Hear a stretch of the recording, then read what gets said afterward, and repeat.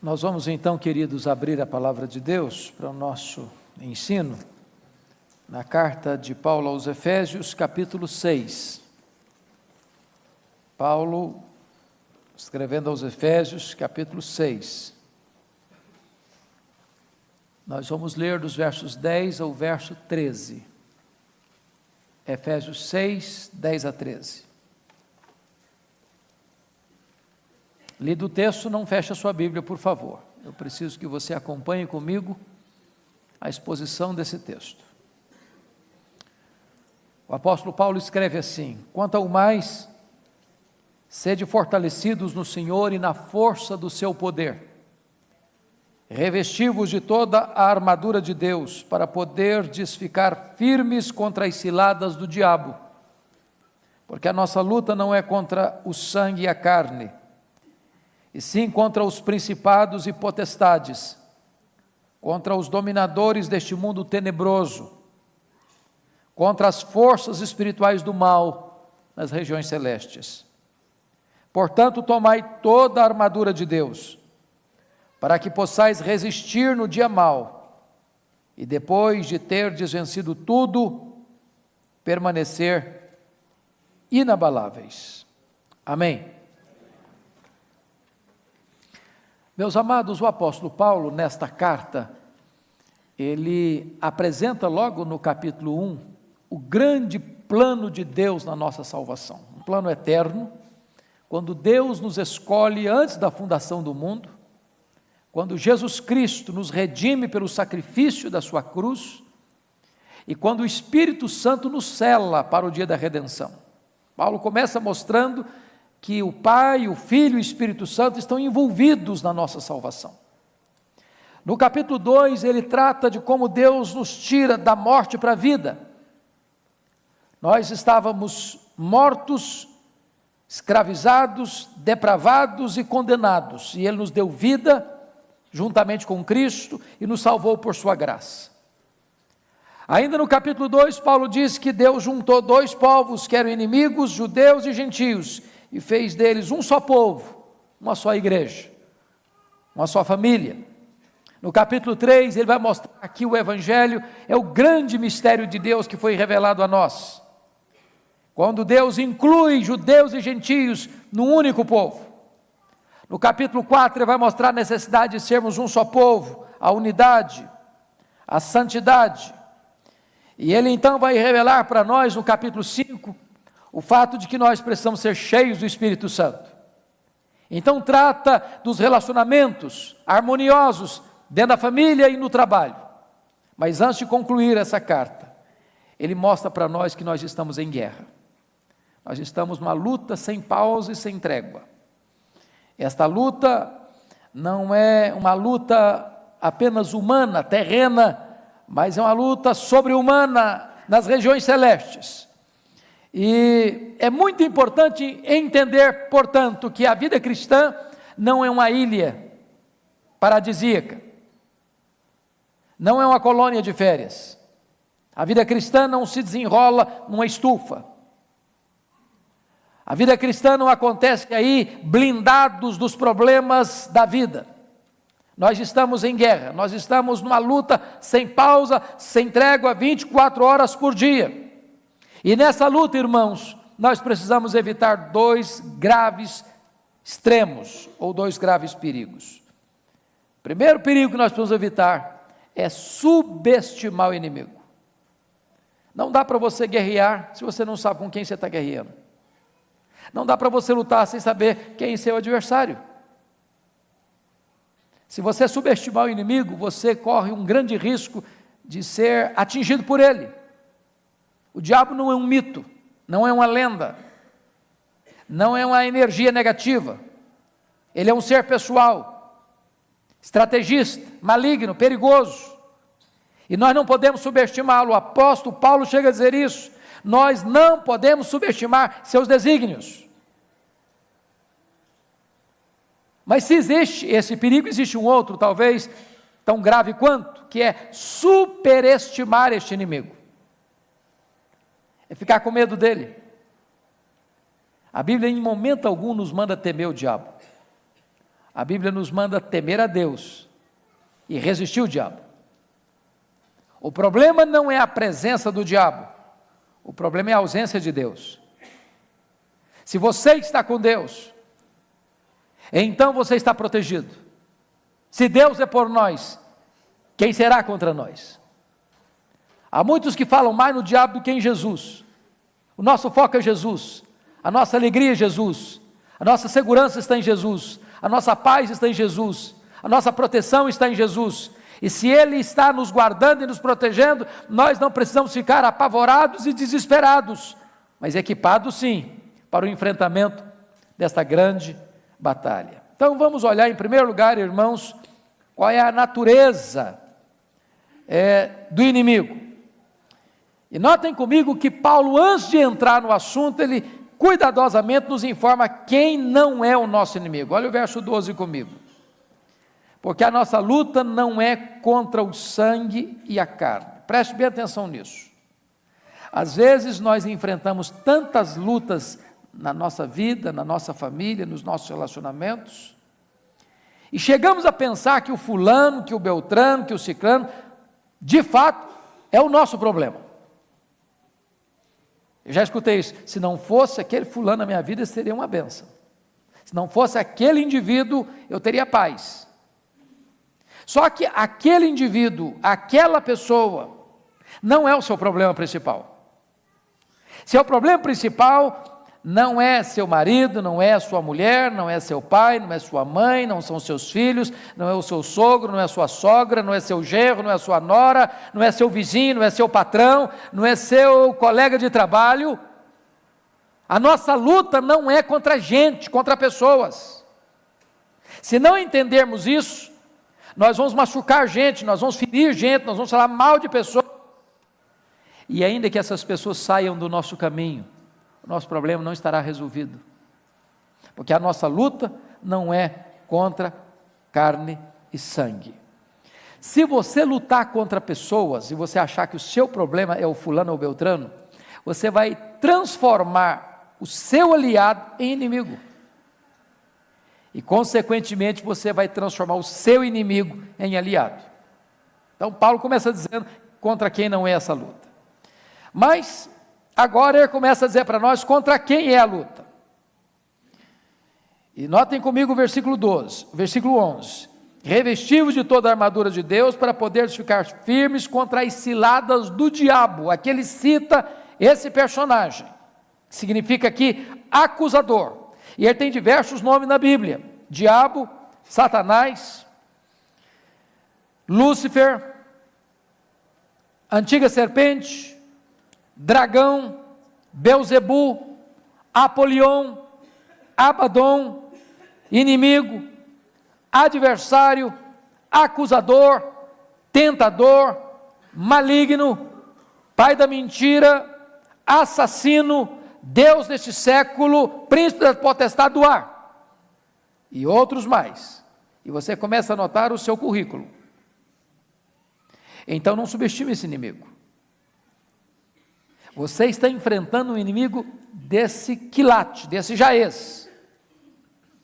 Mas ele não é onipotente, ele não é onipresente, ele não é onisciente, mas ele não está sozinho. Olha o verso 12 comigo ainda.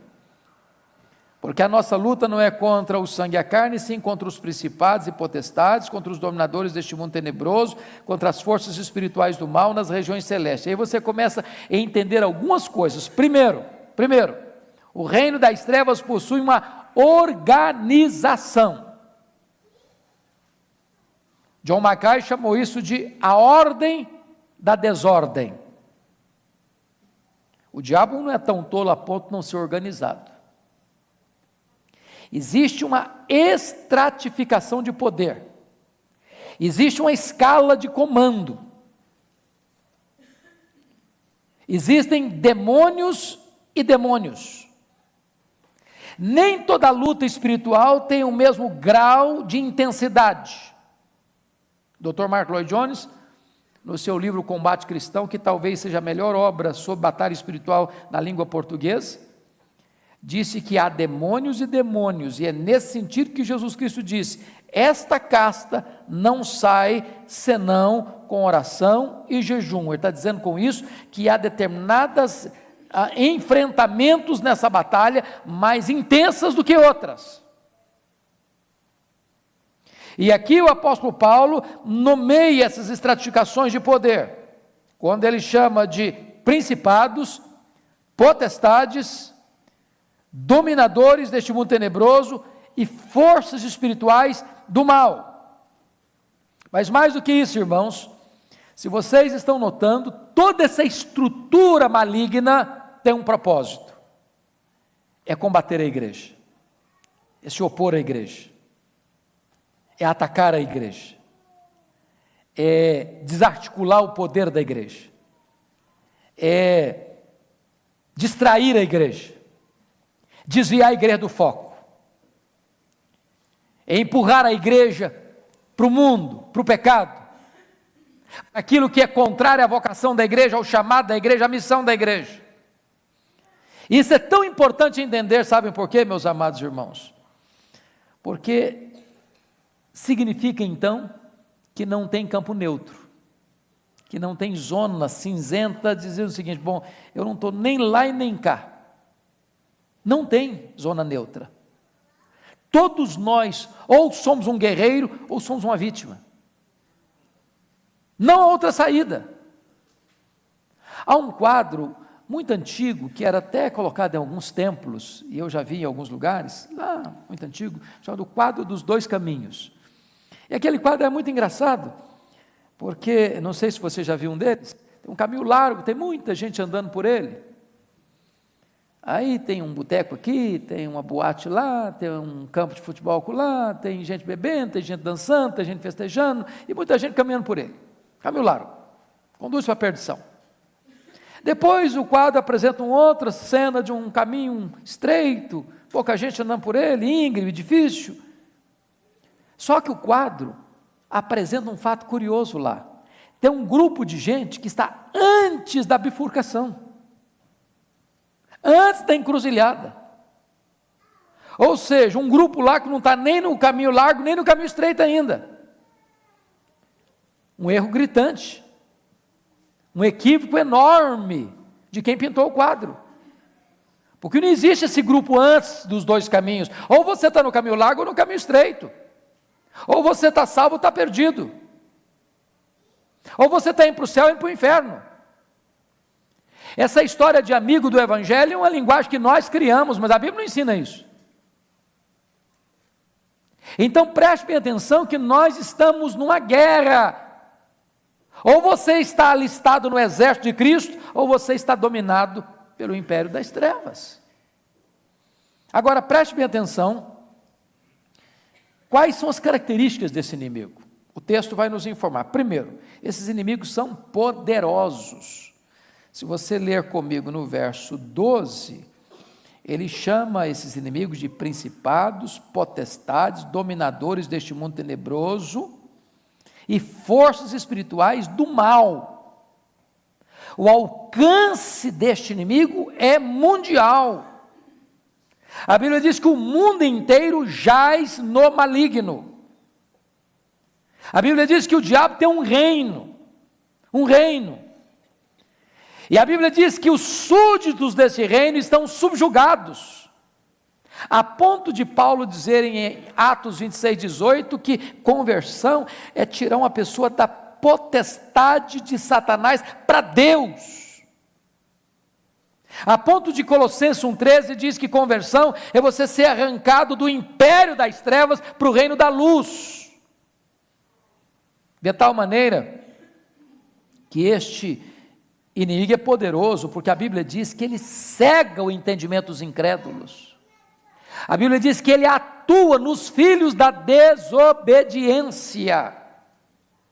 Quando você vê tanta loucura por aí afora, tanta violência, tanta perversão, tanta inversão de valores, tanta confusão, tanta balbúrdia, pode ter certeza que concorrendo com tudo isso está esses agentes malignos,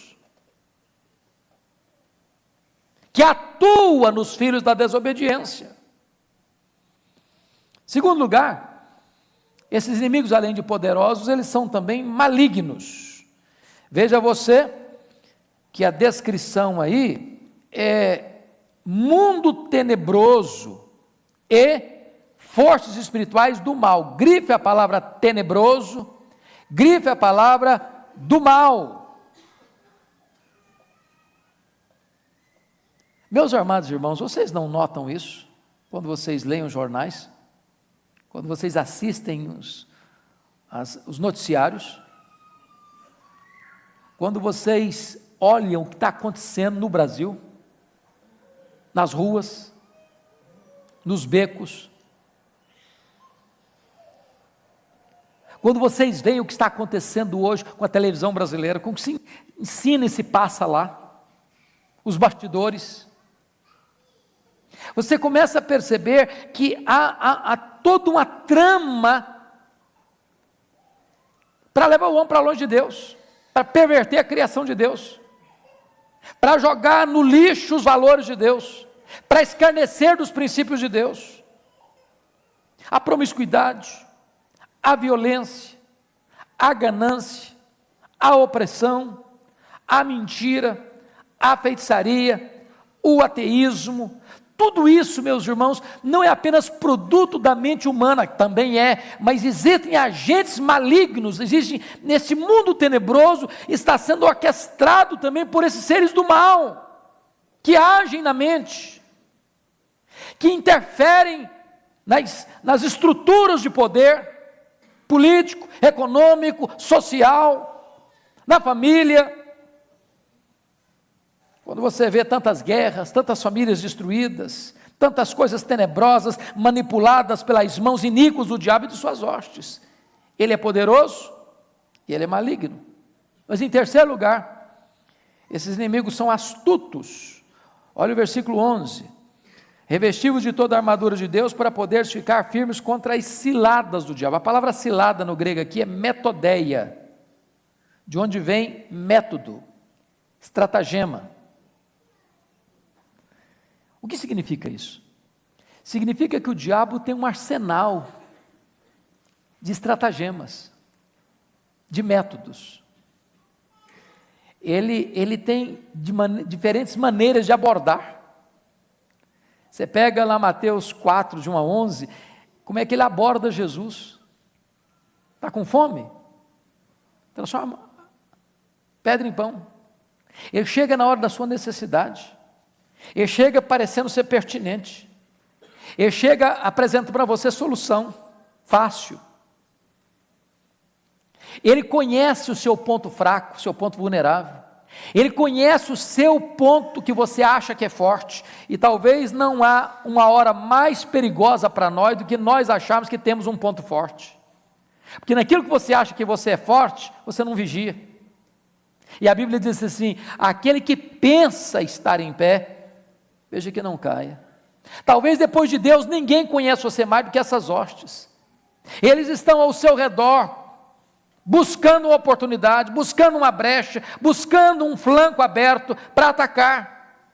Às vezes oferecendo um banquete de prazeres, às vezes na pressão, às vezes na sedução. Esse arsenal é enorme, ele é astuto, absolutamente astuto. Às vezes ele não vem com a fúria do leão, às vezes ele vem com a sedução da serpente. E o diabo nunca é tão perigoso quando ele é sutil, quando a sua voz é aveludada, quando ele chega de mansinho, querendo se aproximar, interessado, entre aspas, nos seus problemas, para aliviar você. Nós precisamos entender isso, a sutileza desse inimigo. Mas agora, em terceiro lugar, eu gostaria que você olhasse comigo à luz do texto, quais são as estratégias dele.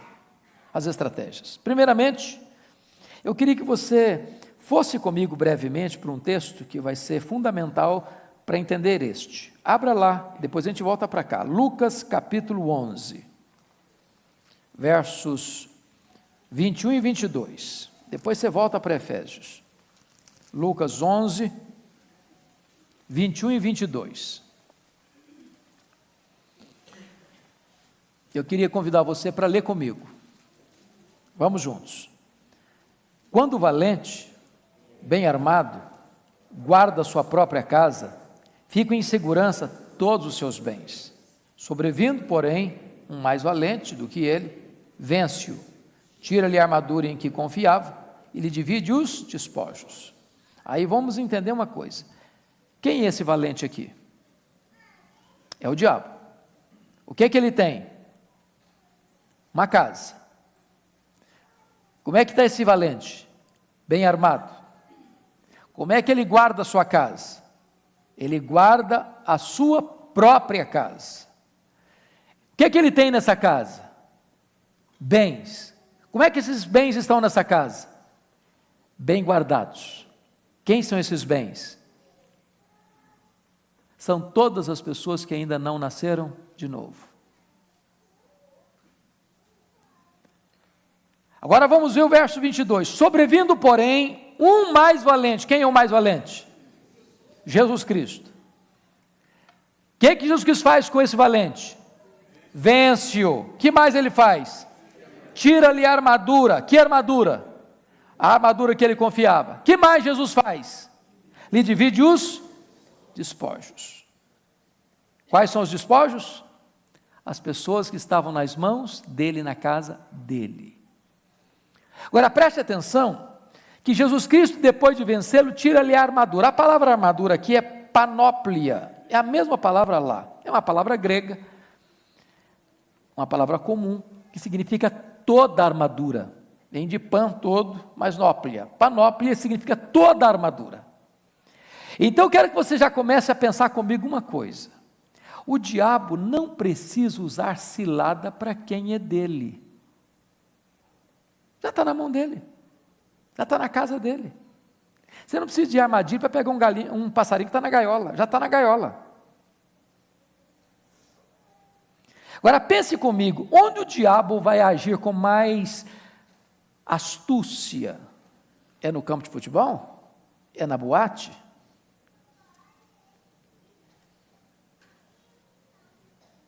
É no carnaval? É no bar da esquina onde as pessoas enchem a cara? Ou é na igreja?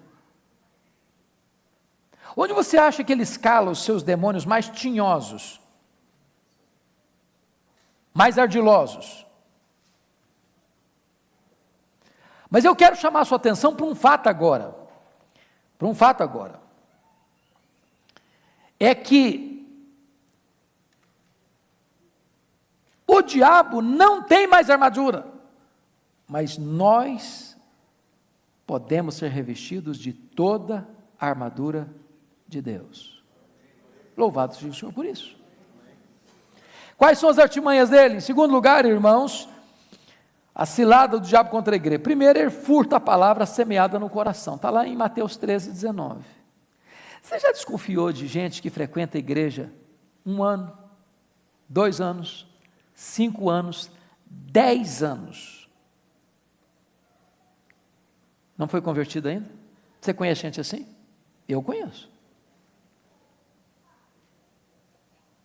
Tem gente que pensa que o diabo não entra aqui. Eu quero dizer que todo momento de culto é um momento de batalha espiritual.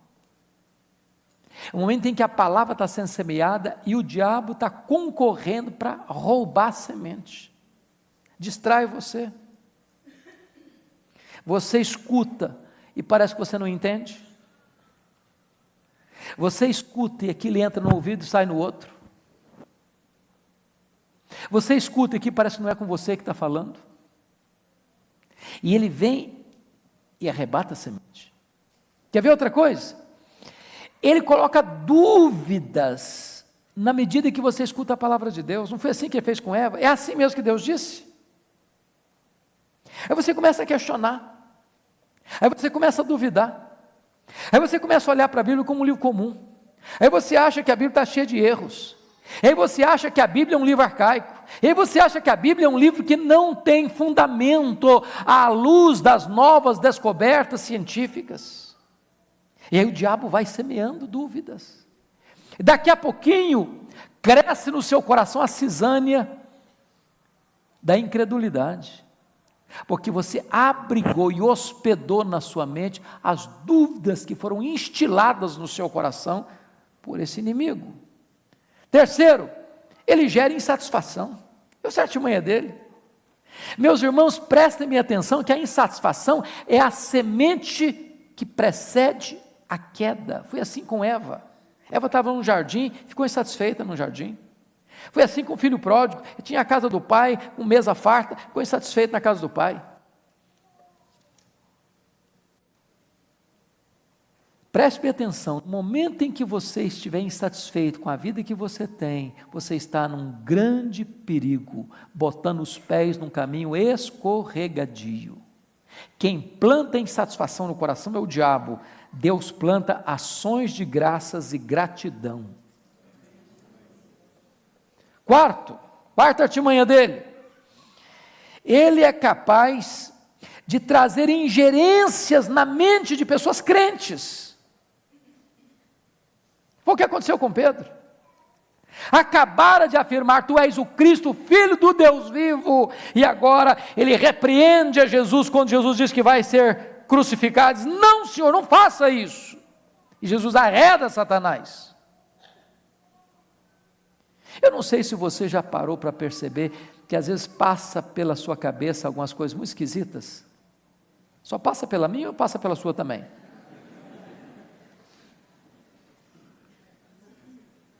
Dr. Russell Shedd, de saudosa memória, disse que toda vez que você sentir que você está pensando uma coisa muito esquisita, isso é o que se chama de dardos inflamados do maligno.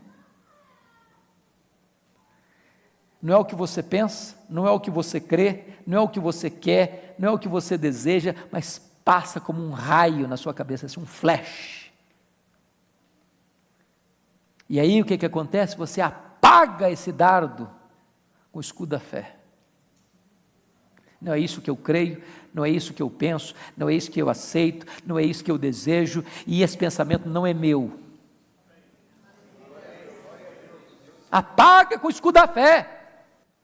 Temos que ter cuidado, irmãos, são sutilezas, são dardos inflamados.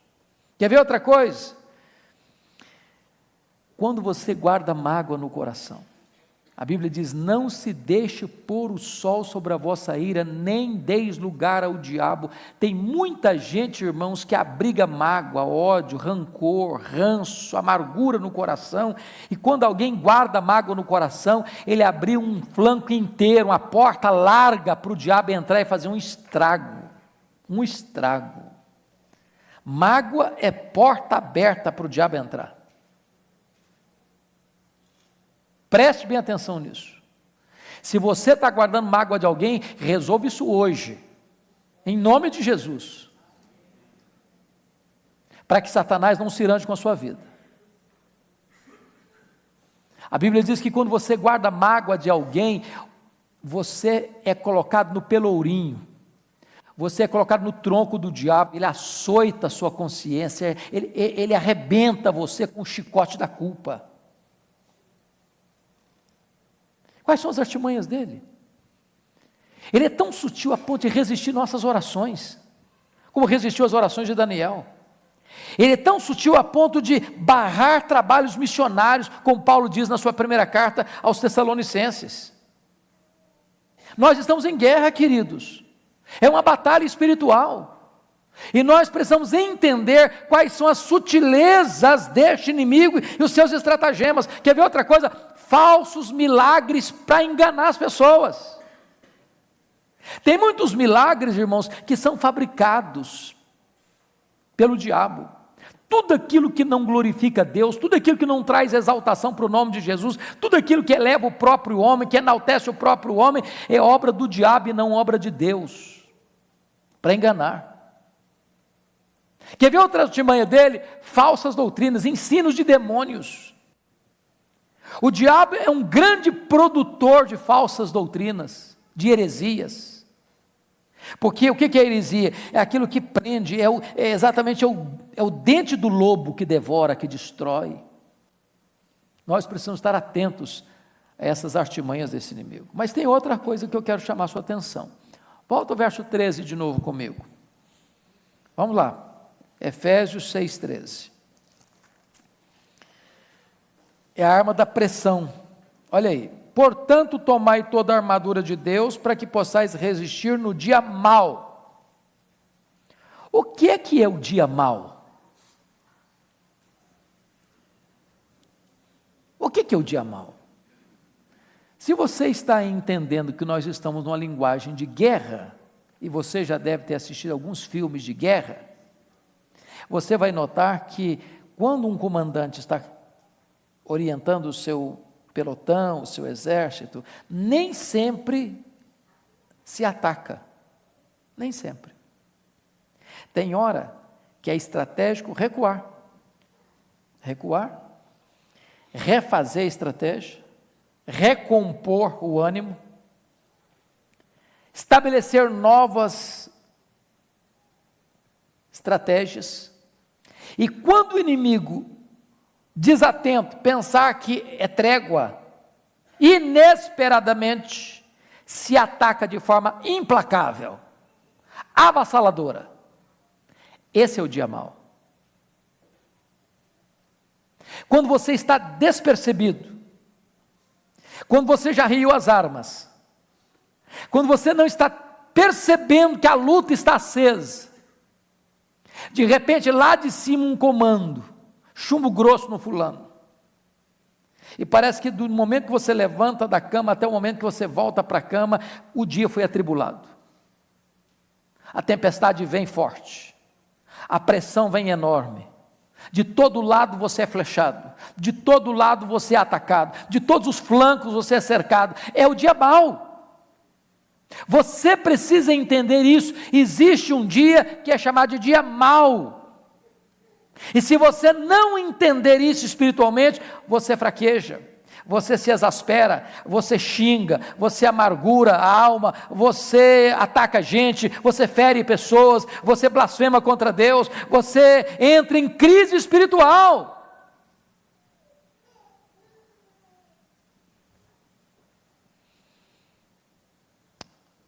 Segunda coisa, olha a outra artimanha dele aí, é a estratégia da insistência. Volta de novo para o verso 13 comigo. Portanto, tomai toda a armadura de Deus, para que possais o quê? Resistir. Sabe o que é resistir? É aguentar firme, aguentar o tranco, é não arredar o pé, é não fugir, é não correr, é não dar as costas, é não se dar por vencido. Mas olha aí, depois de ter vencido tudo, para que possais resistir no dia mau, e depois de ter vencido tudo, não a metade, não 80%, depois de ter vencido tudo, aí você pode tirar férias. É isso que está escrito aí? Depois de ter vencido tudo, permanecer inabaláveis. Sabe o que ele está dizendo? Você nunca é tão vulnerável como quando depois de uma grande vitória. A tendência nossa depois de uma grande vitória é dar uma relaxada.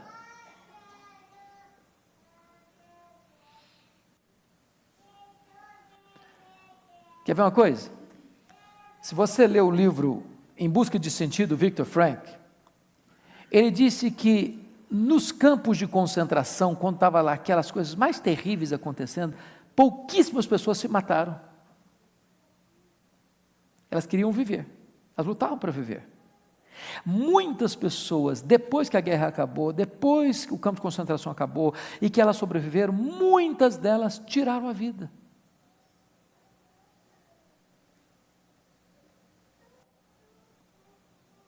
Enquanto você está lutando, você está lutando. Quando acaba a luta, você cruza os braços e de repente você se fragiliza. Cuidado, cuidado, porque o inimigo não desiste. Não está lá em Lucas capítulo 4, que o diabo deixou Jesus até momento oportuno. Voltou com outras armas, com outras estratégias, com outros métodos. Agora ele usa a multidão, agora ele usa um discípulo, agora ele usa as autoridades. Ele vai mudar de cara. Lembra do filme O Advogado do Diabo? Ele muda de cara, ele muda de tática. Muito cuidado. A perseverança desse inimigo.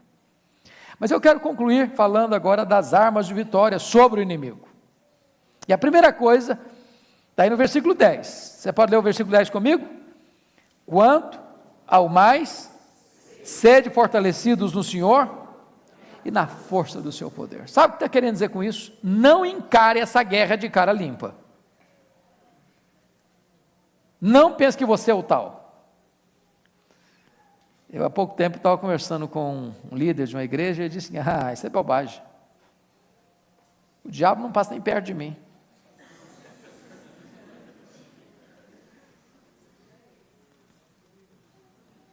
Que bobagem. Que bobagem. Essa batalha não se vence no braço da carne. Não se vence com altivez, com soberba, com arrogância. Se você não tiver o poder de Deus sobre a sua vida, você não tem forças. Você não resiste. Você fraqueja. Às vezes você ganha um round, mas depois você cai. Às vezes você diz, não, isso aqui eu sou bom, mas naquela outra área você é vulnerável.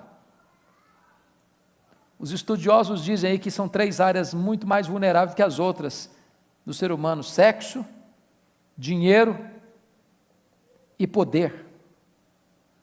Pode olhar aí as histórias. Via de regra, tem um desses 3 elementos envolvidos. Tem gente que você pode deixar o dinheiro do mundo ali perto deles, não é dele, ele não pega um centavo. Ele não é tentado com aquilo. Tem outra pessoa que vaidade não é a área dele, ele não tem nenhum desejo de se auto-elogiar, de se enaltecer.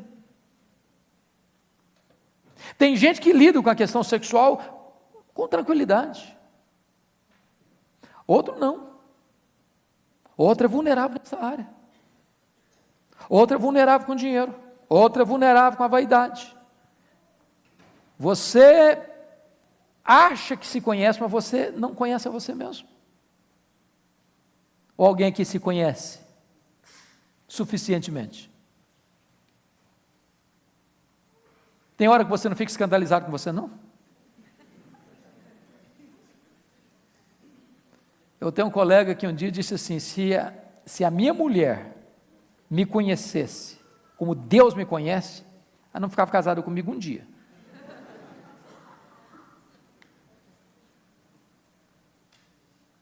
Então preste bem atenção nisso, você precisa do poder de Deus na sua vida, e eu preciso. Nós precisamos do revestimento desse poder, e esse poder está à nossa disposição. E Paulo já disse nessa carta aqui que é a suprema grandeza do poder de Deus que está à nossa disposição, que é o mesmo poder que ressuscitou Jesus Cristo dentre os mortos que está à nossa disposição. E agora é uma ordem para nós, para que nós sejamos fortalecidos no Senhor e na força do seu poder. Agora preste atenção, não basta falar desse poder, é preciso ter esse poder. Eu já comentei com vocês, noutra ocasião, da experiência do pastor Erle Stigin, que pregou na missão Quacis-Abanto anos, armando uma tenda com resultados muito pequenos. Um dia ele está pregando, uma mulher se aproxima dele e pergunta assim, o senhor está pregando aí que o seu Deus tem todo o poder? E ele disse, é isso mesmo que eu estou pregando. E ela disse, não, eu preciso do seu Deus. Eu tenho uma filha endemoniada lá em casa, amarrada num tronco, com um bicho. Vão lá em casa para minha filha ser liberta. E o pastor Erlo disse que sentiu um calafrio na espinha e disse, meu Deus, e agora, o que é que eu vou fazer? E se não funcionar? Quando ele chega na casa, o quadro era muito pior, a moça estava igual um bicho, amarrada com cordas de aço, num tronco roliço, igual uma fera selvagem. Ele não conseguiu expulsar os demônios daquela moça. Chamou os outros missionários, não conseguiram. Semana seguida de luta, não conseguiram. Ele tomou uma decisão, vou embora. Não tenho autoridade, perdi a credibilidade. Acabou meu ministério aqui, vou arrumar as malas e ir embora para o meu país. quando Deus diz para ele: você precisa buscar poder, em vez de sair. Fique e busque poder. Foi no momento em que eles se reuniram, semana após semana, dia após dia, 3 vezes por dia, para buscar a Deus, para acertar a vida com Deus, para buscar poder espiritual. Depois de meses de lágrimas e de choro, numa determinada manhã o Espírito Santo foi derramado sobre eles. Ali começa um grande avivamento. Aquela moça foi liberta, os feiticeiros foram se convertendo aos borbotões, um templo construído numa fazenda para mais de 15 mil pessoas, com 3 cultos por dia, os sinais e maravilhas de Deus acontecendo, de coisas lindas e maravilhosas, os cegos vendo, os paralíticos andando, os mortos ressuscitando, conversões em massa, porque eles entenderam uma coisa: não basta falar de poder, é preciso experimentar esse poder. Segundo lugar, irmãos, o texto está dizendo que nós precisamos de ser revestidos, versículo 11, de toda a armadura de Deus, revestivos de toda a armadura de Deus. Ora, o diabo não tem mais armadura, a armadura dele foi tirada, mas agora toda a armadura de Deus pode ser colocada na sua vida, a panóplia de Deus pode entrar em você, protegendo sua cabeça, protegendo o seu peitoral, protegendo os seus pés, como escudo protegendo você. Toda a armadura de Deus. Não deixe flancos abertos, não deixe brechas na sua armadura. E outra coisa, a armadura do outro não serve para você não, você precisa da sua armadura. Davi tentou usar a armadura do Saul, não funcionou. Você precisa da armadura, de toda a armadura de Deus, proteger sua mente, proteger seu coração, proteger seu corpo, proteger seus pés, proteger sua mente, seus sentimentos, para que Satanás não pegue você com seus dardos inflamados. Nós precisamos de toda a armadura de Deus, amados. Mas, mais do que isso, queridos, nós precisamos de vigilância constante, depois de ter vencido tudo, permanecer inabaláveis. Você vigiou ontem, precisa vigiar hoje, amanhã também, semana que vem também. Não pode cochilar 1 minuto, não pode dar trégua 1 minuto. Nós estamos em guerra, e esse inimigo não tem piedade, ele é maligno, ele é assassino, ele é ladrão, ele é destruidor. O preço da liberdade é a constante vigilância. E a minha oração é que Deus nos desperte para entender isso. Nós não precisamos ter medo, mas nós precisamos de cuidado. Precisamos andar com Deus, precisamos viver na presença de Deus. E eu quero concluir contando para vocês um fato que eu já contei aqui numa outra ocasião, mas eu sei que tem tanta gente nova e eu vou fazer isso, para vocês entenderem a necessidade que nós temos de buscar a Deus. Eu estava pregando num culto de formatura do seminário de Recife, há alguns anos. E quando eu terminei de pregar naquele culto de formatura, uma programação belíssima, um dos formandos, que hoje é nosso missionário na Índia, veio a mim e me contou uma experiência muito marcante. Ele disse assim: pastor Hernandes, esse ano eu tive uma experiência muito marcante na minha vida. O que foi? Ele me contou. Eu fui, como seminarista, convidado para pregar uma série de conferências no aniversário de uma das grandes igrejas nossas no Brasil, numa capital das mais bonitas do Brasil. E não é comum uma igreja grande convidar para uma conferência um seminarista. E de regra se convida um pastor experiente, conhecido. Então ele se sentiu muito honrado com aquele convite. Ficou muito feliz de receber aquele convite. E ele então botou seus melhores sermõezinhos na mala, seu melhor terno na mala e partiu para lá. Para desfrutar de um tempo mais de comunhão, o pastor não mandou para um hotel, mas hospedou na sua própria casa. E estava começando o trabalho, sexta-feira à noite, eu todo feliz. Só que ele não contava com o imprevisto. Antes de ir para a igreja, aparece na casa do pastor uma mulher muito apavorada. Diz: pastor, tem uma mulher endemoniada lá perto da minha casa, está um transtorno lá, está uma pequena multidão ao redor da casa, ninguém tem coragem de enfrentar o problema, está um negócio horroroso. Então nós vim aqui para o senhor ir lá para resolver o problema. Aí o pastor disse assim: olha, irmã, que coisa interessante, acaba de chegar de Recife um santo homem de Deus preparado para esse trabalho. Olha a encrenca do seminarista. E ele começou a tremer as pernas. Falei: meu Deus, eu caí numa enrascada. E ele não chegou a dizer, mas a vontade dele é dizer: eu só vim avisar para vocês que eu estou indo embora. Mas o pastor pegou no braço dele: você vai comigo. E na medida que eles caminhavam para aquela casa, os joelhos tremiam mais, e quando se aproximam, tinha uma pequena multidão, todo mundo apavorado, e o pastor disse para eles: seminarista, o caso é todo seu, pode entrar na casa. E ele, com muito medo, entrou. Quando entra, ele se depara com um quadro horroroso. A mulher estava assim, desfigurada. Eu não sei quantos de vocês já tiveram a experiência de lidar com situações semelhantes, mas não é uma coisa bonita de se ver. E quando o seminarista entrou e viu aquele quadro, tentou esboçar a primeira frase e não teve condições de fazê-lo, porque a mulher lhe deu uma bofetada na cara e o jogou ao chão. E ele é um homem de quase 2 metros de altura. E no chão ele ficou. E a mulher endemoniada ao redor dele, bufando como um bicho. E ele no chão humilhado. Ele diz: pastor Hernandes, a minha vida passou como um filme na minha cabeça. E eu comecei a perceber uma coisa. Eu era um seminarista, prestes de me formar. Conhecia até bem a minha Bíblia. Conhecia até bem teologia. Mas eu entendi uma coisa, pastor. O meu conhecimento não estava banhado pelo óleo da unção de Deus. Meu coração estava seco. Minha mente estava árida.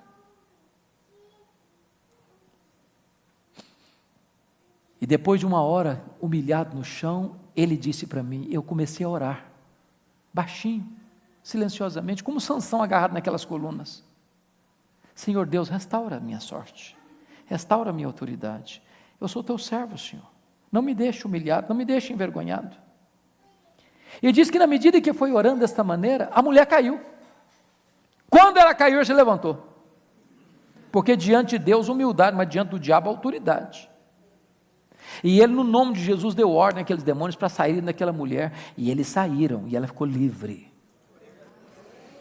E ele, com lágrimas nos olhos, me disse algo que eu nunca esqueci. Ele disse: pastor Hernandes, eu entendi ali naquele momento uma coisa. Não basta ser crente. Não basta ser membro da igreja. Não basta ser um oficial da igreja, um diácono, um presbítero, um seminarista, um pastor, um missionário, um teólogo.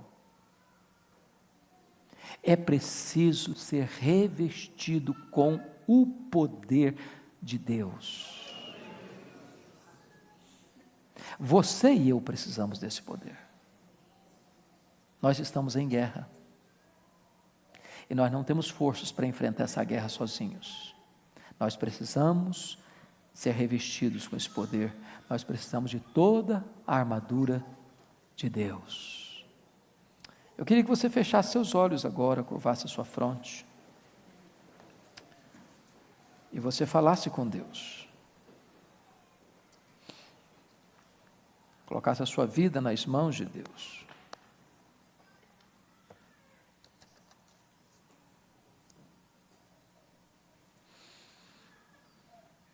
Você sabe a luta que você está passando. Você sabe quais são as áreas que precisam ser fortalecidas na sua vida. Você sabe se tem brechas no seu escudo que precisam ser tapadas. E Deus nos trouxe aqui hoje, irmãos, para nos capacitar, para nos dar sua armadura, para nos fortalecer com poder.